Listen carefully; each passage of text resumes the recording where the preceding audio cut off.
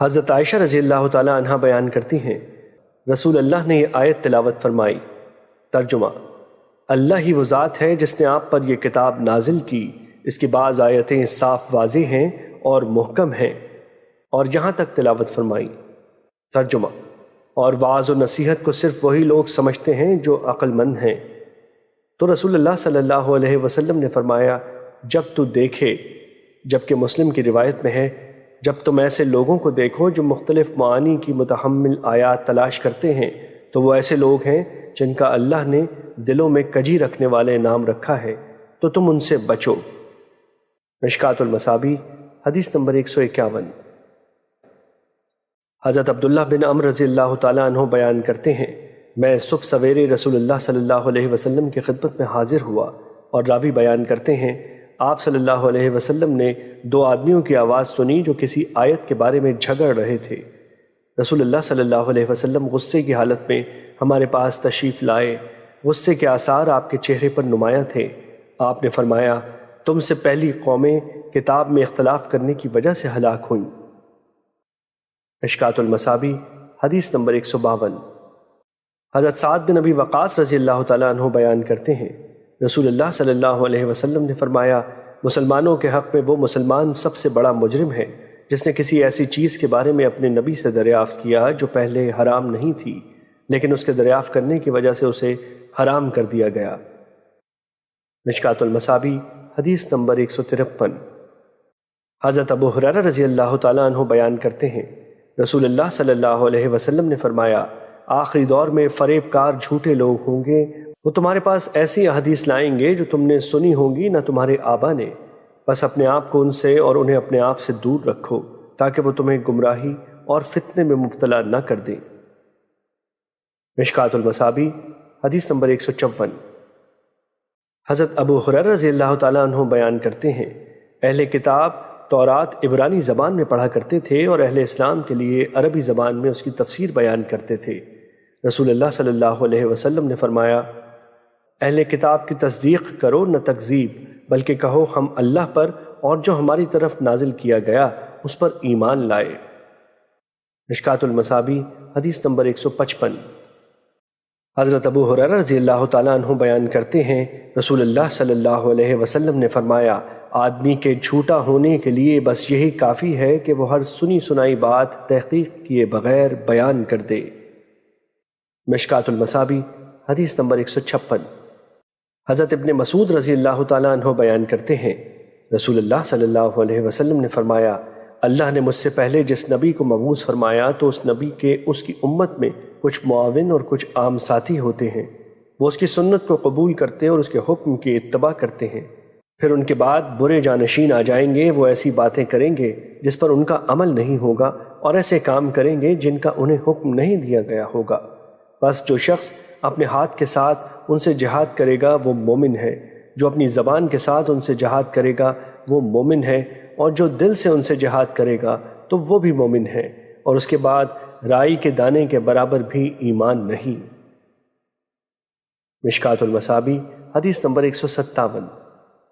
حضرت ابو ہریرہ رضی اللہ تعالیٰ عنہ بیان کرتے ہیں، رسول اللہ صلی اللہ علیہ وسلم نے فرمایا، جو شخص ہدایت کی طرف دعوت دے تو اسے بھی اس ہدایت کی اتباع کرنے والوں کی مثل ثواب ملے گا، اور یہ ان کے اجر میں کوئی کمی نہیں کرے گا، اور جو شخص کسی گمراہی کی طرف دعوت دے تو اسے بھی اس گمراہی کی اتباع کرنے والوں کی مثل گناہ ملے گا، اور یہ ان کے گناہ میں کوئی کمی نہیں کرے گا۔ مشکوٰۃ المصابیح حدیث نمبر 158۔ حضرت ابو ہریرہ رضی اللہ تعالیٰ عنہ بیان کرتے ہیں، رسول اللہ صلی اللہ علیہ وسلم نے فرمایا، اسلام اجنبیت کے عالم میں شروع ہوا اور عنقریب اسی حالت میں لوٹ جائے گا جیسے شروع ہوا، پس اجنبیوں جنہوں نے اسلام کے ابتدائی دور اور آخری دور میں اسلام کا ساتھ دیا کے لیے خوشخبری ہے۔ مشکوٰۃ المصابیح حدیث نمبر 159۔ حضرت ابو ہریرہ رضی اللہ تعالیٰ عنہ بیان کرتے ہیں، رسول اللہ صلی اللہ علیہ وسلم نے فرمایا، بے شک ایمان مدینے کی طرف سے مٹائے گا جس طرح سانپ اپنے بل کی طرف سے مٹاتا ہے۔ مشکوٰۃ المصابیح حدیث نمبر 160۔ حضرت ابو رافع رضی اللہ تعالیٰ عنہ بیان کرتے ہیں، رسول اللہ صلی اللہ علیہ وسلم نے فرمایا، میں تم میں سے کسی کو اپنی مسند پر ٹیک لگائے ہوئے نہ پاؤں کہ کہ اس کے پاس میرا کوئی امر آئے جس کے متعلق میں نے حکم دیا ہو یا میں نے اس سے منع کیا ہو تو وہ شخص یوں کہے میں اسے نہیں جانتا، ہم نے جو کچھ اللہ کی کتاب میں پایا ہم اس کی اتباع کریں گے۔ مشکوٰۃ المصابیح حدیث نمبر 162۔ حضرت مقداد بن معدی کرب رضی اللہ تعالیٰ عنہ بیان کرتے ہیں رسول اللہ صلی اللہ علیہ وسلم نے فرمایا سن لو مجھے قرآن اور اس کے ساتھ اس کی مثل عطا کی گئی ہے، سن لو قریب ہے کہ کوئی شکم سیر شخص اپنی مسند پر یوں کہے تم اس قرآن کو لازم پکڑو، پس تم جو چیز اس میں حلال پاؤ اسے حلال سمجھو اور تم جو چیز اس میں حرام پاؤ تو اسے حرام سمجھو، حالانکہ اللہ کے رسول صلی اللہ علیہ وسلم نے جس چیز کو حرام قرار دیا ہے وہ ایسے ہی ہے جیسے اللہ نے حرام قرار دیا ہے۔ سن لو پالتو گدھے، کچلی والے درندے اور ذمی کی گری ہوئی کوئی چیز الا یہ کہ وہ خود اس سے بے نیاز ہو جائے تمہارے لیے حلال نہیں، اور جو شخص کسی قوم کے ہاں پڑاؤ ڈالے تو ان لوگوں پر لازم ہے کہ وہ اس کی ضیافت کریں، اور اگر وہ اس کی ضیافت نہ کریں تو پھر اسے حق حاصل ہے کہ وہ اپنی ضیافت کے برابر ان سے وصول کرے۔ مشکوٰۃ المصابیح حدیث نمبر 163۔ حضرت ارباز بن ساریہ رضی اللہ تعالیٰ عنہ بیان کرتے ہیں ایک روز رسول اللہ صلی اللہ علیہ وسلم نے ہمیں نماز پڑھائی، پھر آپ نے اپنا رخ انور ہماری طرف کیا تو ایک بڑے بلیغ انداز میں ہمیں واعظ و نصیحت فرمائی جس سے آنکھیں اشکبار ہو گئیں اور دل ڈر گئے۔ ایک آدمی نے عرض کیا اللہ کے رسول یہ تو الوداعی نصیحتیں معلوم ہوتی ہیں، بس آپ ہمیں وصیت فرمائیں۔ تو آپ صلی اللہ علیہ وسلم نے فرمایا میں تمہیں اللہ کا تقوی اختیار کرنے، سننے اور اطاعت کرنے کی وصیت کرتا ہوں، خواہ وہ امیر حبشی غلام ہو، کیونکہ تم میں سے جو شخص میرے بعد زندہ رہے گا وہ بہت اختلاف دیکھے گا، پس تم اس سے تمسک اختیار کرو اور داڑھوں کے ساتھ اسے پکڑ لو اور دین میں نئے کام جاری کرنے سے بچو، کیونکہ دین میں ہر نیا کام بدعت ہے اور ہر بدعت گمراہی ہے۔ مشکوٰۃ المصابیح حدیث نمبر 165۔ حضرت عبداللہ بن مسعود رضی اللہ تعالیٰ عنہ بیان کرتے ہیں رسول اللہ صلی اللہ علیہ وسلم نے ہمارے لیے ایک خط کھینچا، پھر فرمایا یہ اللہ کی راہ ہے، پھر آپ نے اس کے دائیں بائیں کچھ خط کھینچے اور فرمایا یہ اور راہیں ہیں اور ان میں سے ہر راہ پر ایک شیطان ہے جو اس راہ کی طرف بلاتا ہے۔ پھر آپ صلی اللہ علیہ وسلم نے یہ آیت تلاوت فرمائی۔ ترجمہ یہ میری سیدھی راہ ہے پس اس کی اتباع کرو۔ مشکوٰۃ المصابیح حدیث نمبر 166۔ حضرت احمد اور ابو داؤد میں معاویہ رضی اللہ تعالیٰ عنہ سے مروی روایت میں ہے 72 جہنم میں جائیں گے اور ایک جنت میں جائے گا، اور عنقریب میری امت میں ایسے لوگ ظاہر ہوں گے ان میں یہ بدعات اس طرح سرایت کر جائیں گی جس طرح باولے کتے کا اثر کاٹے ہوئے شخص کے رگ و ریشے میں سرایت کر جاتا ہے۔ مشکوٰۃ المصابیح حدیث نمبر 172۔ حضرت ابو امامہ رضی اللہ تعالیٰ عنہ بیان کرتے ہیں رسول اللہ صلی اللہ علیہ وسلم نے فرمایا جب کوئی قوم ہدایت یافتہ ہونے کے بعد گمراہی اختیار کر لیتی ہے تو باہمی نزاع ان کا شغل بن جاتا ہے۔ پھر رسول اللہ صلی اللہ علیہ وسلم نے یہ آیت تلاوت فرمائی۔ ترجمہ وہ آپ سے یہ باتیں محض جھگڑا پیدا کرنے کے لیے کرتے ہیں، بلکہ یہ لوگ ہیں ہی جھگڑالو۔ مشکوٰۃ المصابیح حدیث نمبر 180۔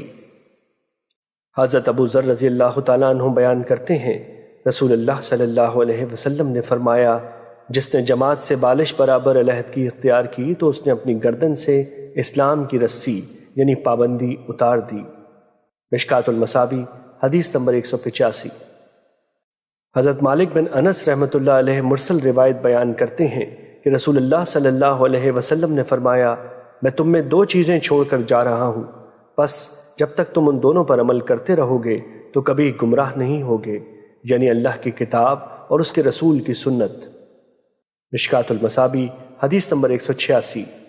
حضرت حسان رحمۃ اللہ علیہ بیان کرتے ہیں جب کوئی قوم اپنی دین میں کوئی بدعت ایجاد کرتی ہے تو اللہ اس کی مثل ان کی سنت چھین لیتا ہے، پھر وہ اسے روز قیامت تک ان کی طرف نہیں لوٹاتا۔ مشکوٰۃ المصابیح حدیث نمبر 188۔ حضرت ابراہیم بن میسرہ رحمۃ اللہ علیہ بیان کرتے ہیں رسول اللہ صلی اللہ علیہ وسلم نے فرمایا جس شخص نے کسی بدعتی کی تعظیم و نصرت کی تو اس نے اسلام کے گرانے پر معاونت کی۔ مشکوٰۃ المصابیح حدیث نمبر 189۔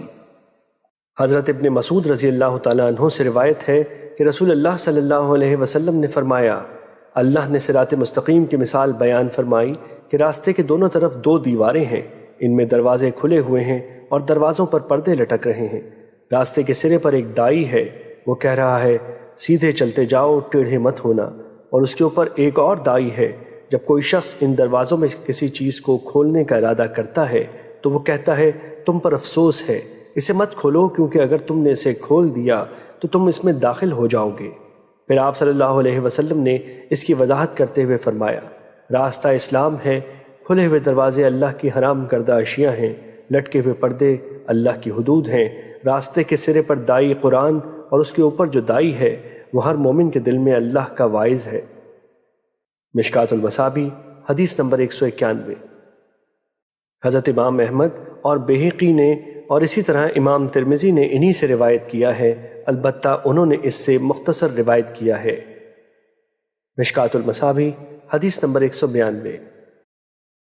حضرت عبداللہ بن عمرو رضی اللہ تعالیٰ عنہ بیان کرتے ہیں، رسول اللہ صلی اللہ علیہ وسلم نے فرمایا میری طرف سے پہنچا دو، وہ ایک آیت ہی ہو، بنی اسرائیل کے واقعات بیان کرو، اس میں کوئی حرج نہیں، اور جو شخص عمدن مجھ پر جھوٹ بولے وہ اپنا ٹھکانہ جہنم میں بنا لے۔ مشکات المصابیح حدیث نمبر 198۔ حضرت سمرہ بن جندب اور مغیرہ بن شعبہ رضی اللہ عنہما بیان کرتے ہیں، رسول اللہ صلی اللہ علیہ وسلم نے فرمایا جو شخص مجھ سے حدیث بیان کرے وہ جانتا ہو کہ یہ جھوٹ ہے تو وہ بھی جھوٹوں یعنی حدیث وضع کرنے والوں میں سے ایک ہے۔ مشکات المصابیح حدیث نمبر 199۔ حضرت معاویہ رضی اللہ تعالیٰ عنہ بیان کرتے ہیں، رسول اللہ صلی اللہ علیہ وسلم نے فرمایا اللہ جس کے ساتھ بھلائی کا ارادہ فرماتا ہے تو اسے دین کے متعلق سمجھ بوجھ عطا فرما دیتا ہے، میں تو صرف علم تقسیم کرنے والا ہوں جبکہ فہم اللہ عطا کرتا ہے۔ مشکات المصابیح حدیث نمبر 200۔